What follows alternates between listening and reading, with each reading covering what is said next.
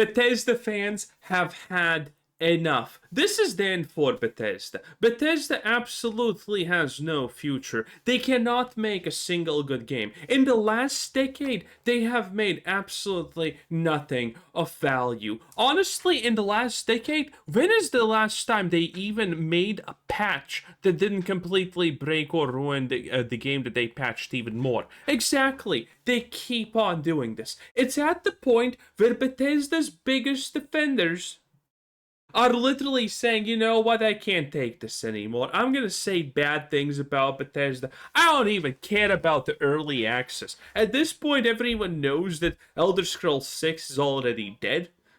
Fallout 5 is gonna be complete garbage, so why do I even care to shill for Bethesda and get nothing in return? It is insanity. When you're literally losing your biggest defenders, what is left of you? Microsoft is never gonna truly destroy Bethesda, but I think it's close to Todd Howard getting fired at this point. I think at this point, really, with all the negativity around Bethesda, which is completely valid, by the way, they haven't done anything right in the decade and a half at this point, and 2 decades if you're not the biggest fan of Skyrim, honestly. Todd is gonna get fired. Todd needs to get fired. Emil Pagliarino needs to be blacklisted from the industry. Okay? Bring Bobby Kotick in. That original G gangsta hard R N-word is gonna make everything good, okay? The world gaming needs people like Bobby to lead the ship straight. But not too straight, because that's problematic. In any case, Bethesda is having a reckoning. The Fallout 4 Anniversary Edition is overpriced garbage. It's anti-consumer. People know this, and everyone is speaking out about it, okay? Bethesda, I mean, listen, Bethesda, listen, Todd. 5K and I'll talk good about this, okay? 5K. Give me 5K. Give me 5K, and I will talk, and I will say good things about Bethesda and Fallout, and Starfield even, okay?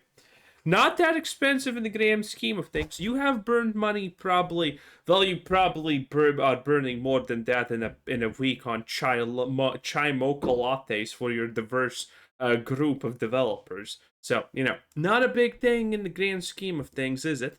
Hi, let's do this. Fallout 4 Anniversary Edition is abysmal. I hope you have not touched this piece of garbage. Just going to put it out there right away. Bethesda needs to feel the heat on this one, because it's one thing to break your game after 9 years last year. It's another thing to wait 18 months to do something about it. It's a completely separate subject to make that return after 18 months and make the problem worse. So rightfully, the community is taking Bethesda and now in turn Xbox to task. But the main reason I wanted to follow up here on this subject, Internet, hello?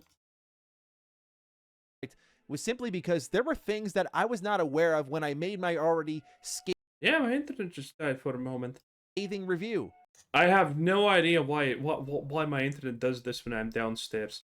On the Fallout 4 Anniversary Edition, everything from the pricing of some new creations added in as part of Creation Club that are designed to completely scam you, all the way to PlayStation fans not even getting their hands on some of the new free content. This reeks of lack of preparation.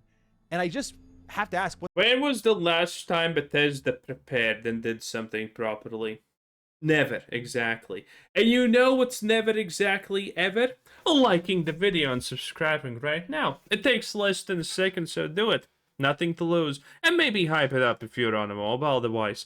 10 out of 10, and I appreciate everyone who does it. It actually helps. YouTube gives you the chance to propagate this video, and liking the video and subscribing makes a difference. So please do it. You have the opportunity. And if you think that this stuff is important, then definitely like the video right now. It takes less than a second. And thank you. Thank you for everyone who does. I appreciate it, because it does truly make a difference, and it makes my channel better. Thank you. the point was. What do you hope to get out of this? Is this some like deliberate internal ploy to sabotage Elder Scrolls 6 by dropping Shattered Space around this time last year and now Fallout 4 Anniversary Edition? Are we just like trying to whittle away all of Bethesda's goodwill so that when Elder Scrolls 6 comes around, I'm jaded beyond belief. And even if the game is Join the club. heat, I won't buy it. Like, is that what we're going for here? Because we're on the way. Ladies and gentlemen, Reddit is having a good time with Xbox marketing, which now I finally have a picture I can point to and say, hey, if you want to put Xbox marketing into a nutshell of how disconnected they are with their own product, here you go. Fallout 4 Anniversary Edition's available today. Everyone liked that. Now, if it worked... Oh man, the irony of this meme, by the way, is the fact that people started using everyone dislikes that first, and now they're like, oh, everyone liked that, bro. Must be hard to be paid minimum wage and run a Twitter account. At the bare minimum, I'm sure we would. But Xbox showed with Redfall and those leaked internal emails from Phil Spencer thinking like Redfall would be like an 80 Metacritic game and could be one of their big exclusives of the year and do well, that they don't really interact with their own content clearly, because anyone who lays hands on Fallout 4 Anniversary Edition realizes Bethesda has made their own game, which I thought was pretty great, significantly worse over time. Not just through optics and pricing, but also just like it runs worse. That's unbelievable to me. So people on Reddit have had a bit of fun with this new social post. Everyone hated that. There's your 9,000 upvotes. So yeah, yeah, well, that's Reddit quality for you right there. Oof. People aren't pleased about this. This is not an opinion I'm expressing that's within the minority. A lot of folks are really upset across the Fallout community, and rightfully so, because the question you have to ask in all seriousness is like, if this is to celebrate Fallout 4, I don't want to know how you feel about something you don't care about, because this should be, I think, an IP you care deeply about. Now, the trick is obviously that there's no difference between what Bethesda cares and doesn't care about. It certainly matters to you when it's driving a lot of money, like, oh, hey, you know, the Fallout TV show, and hey, the next gen update, and hey, 76 expansions and DLC. Like, it should matter enough, right? I guess not. And so now people are going over to Steam and rightfully leaving their thoughts in the review section on the Steam page for both the Fallout 4 Creations Bundle, which is the new one that dropped yesterday. For those who are not informed, these are all of the previous creations that were a part of Creation Club wrapped into one bundle and sold off to you. So this does not include any of the new creations that have come out, none of which, in my opinion, thus far are really anything to write home about, but at least if those were kind of rolled into the overall bundle. To be absolutely fair, well, at least Bethesda didn't sell you a Unity store asset at this point. Maybe they did. I'm not sure. You might have a little bit of a leg to stand on here, but it's $20 of old junk. So yeah, it doesn't represent the new era of creations, which honestly I don't think they did a good job doing that either. But when you go to Fallout 4's own Steam page now, people are leaving reviews on that as well, and it's not pretty. Like, people are really going after Bethesda, and there's a real sentiment that's been growing since Starfield of anger. The thing that I feel as someone who's been a part of this community for half my lifetime is like how little it feels like they care. I'm sure internally things are on fire and they're like, oh my God, this is awful. But as want me to make you happy? Okay, I'll do it. Okay, listen. Not like that. Put your pants on. In any case, remember the fact that Starfield had 30 million announced, or how many multiple tens of million of players? Not buyers, but players. Now think about it. That was Starfield. So Starfield literally managed to pull off getting 30 million people to play the fucking game. And everyone hates it. 30 million people played Starfield, and the super majority hates it. And that's their impression of Bethesda now. Bethesda, the company that literally made Starfield and then Body Type A, Body Type B for the Oblivion remaster. Oh boy, what great exciting things can we expect in the future? I really wonder. As a fan, I look at this and I go, everything since 76 has been nothing short of disastrous for you. Even Starfield's launch, for all the money it made, and even as someone who did like the game a lot, I can objectively look at the conversation that surrounded that game, and if I'm Bethesda, I still don't have a lot to feel great about. You need a win. Fallout 4 Anniversary Edition was the easiest opportunity at a win for you. Here's this thing that many of you know what it is. We're going to make it better for you. Here's a lot of new content. It is that simple. Gamers are easy to please, and I don't mean that like we're smooth brain, but like new stuff usually makes us pretty happy. Not breaking the thing we already have. So, the classic situation of one trailer away from every problem going away. Doesn't happen that now much now. I mean, 10 years ago, 5 years ago even, a company just needed to release like an announcement, a trailer that they're doing something big that players want, and everyone's happy now. Now, that doesn't actually help. That's why people are leaving the negative reviews, because Bethesda's made it worse. This gets into some of the new stuff that I was not aware of when I was making my review yesterday. One such thing is I talked about some of the free content that did come to Fallout 4 Anniversary Edition. You see, with the launch of the new creations, one of them we discussed was the Tale of the Beast Hunter, which was a heavily fan service driven mod officially made by Bethesda Game Studios. And it's there you can get this kind of Fallout New Vegas fanboy style drip where you can get like the NCR helmet, the Lucky 38 jacket, you see a little Deathclaw pauldron. It's pretty nice. And I thought to yeah, Todd probably did not sign up on that one. myself, again, in the mess of everything happening here, I'm trying to keep a level head like, okay, this could be cool, but we kind of know what Bethesda's going for here. All right, this wasn't on PlayStation. This wasn't available. This wasn't ready to go. I mean, again, we know who this is for, and I talked about this yesterday, but I'm going to re-emphasize it, so apologies if I sound like a broken record. This is for the show fans that currently Xbox and Bethesda want to take every dollar from, as we'll get into with the prices in a moment here. But this is not about you or me, the people who love this franchise, kind of helped get it there in the first place. Shout out to all the OGs for Fallout 1 and 2 who got us to 3, because that's when I jumped in. Things like this, like, how does that fall through the cracks? Like, how is the DLC not ready to go on PlayStation? Why is that fan base getting overlooked in all of this? How is that a mistake that's made? I know I could hear it in my head. There are people who hear all these things, maybe even people who work at Bethesda, like, that's a little thing, it's overreacting. No, it's all these little things that add up for something that's supposed to be a big celebration of the franchise. I can't believe there was a point just a week or two ago, I'm comfortably excited about Fallout between Burning Springs and Season 2. Now it's kind of become like, all right, I'm interested in Burning Springs, but the fact that, let's be real, okay? 76 has done a great job redeeming itself. I'll never take it away from the game. I'll also 76 has not done a great job redeeming itself. It has done nothing to redeem itself. It's still garbage. It is literally still garbage. The people playing 76 still have the Starfield mentality. I'm not kidding you, by the way. If you talk negatively about 76, you know what the defenders are going to say? Well, did you finish the whole game? Did you finish every story quest? Oh, you only played 20 hours? You need to play 60? That's unironically what they're gonna say. Oh, you literally need to become addicted to cost sunk fallacy to enjoy this game. That's what they're gonna tell you. I tried to play it, I don't remember, like it was less than a year ago at this point, and it was ass.